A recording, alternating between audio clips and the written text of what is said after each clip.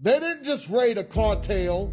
They didn't just bust the doors down of a drug ring. They walked into their own office and put a 3-year-old child into federal custody. On June 5th, 2025, in San Francisco, ICE detained at least 15 people, including children, one as young as 3 years old, doing what they call a routine check-in at their field office. Let that sink in. These families showed up to comply with the law and were arrested on the spot. One mother and her children were even shipped across the country to a detention center in Texas. No food, no explanation, and no mercy. Let me be very, very clear. This wasn't a gang. This wasn't a threat. This was a toddler in handcuffs. Matthew 18:6 says, "Whoso shall offend one of these little ones, it were better for him that a millstone would hang about his neck and that he would drown in the depths of the sea."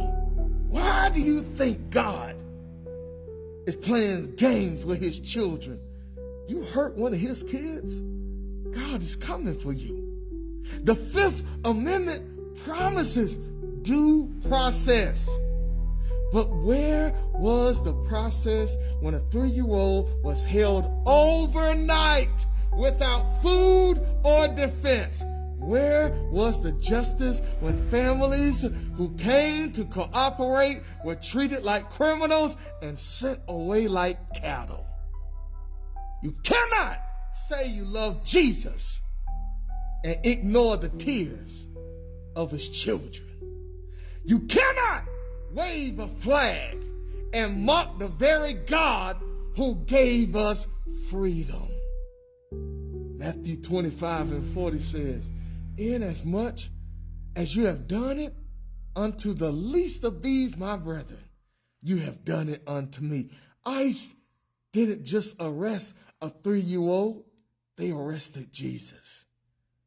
This isn't law. This isn't order. This is spiritual disorder. This is ice cold justice.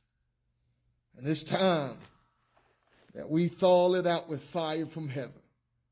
Because if America can lock up the innocent and still call herself righteous, she has forgotten God himself.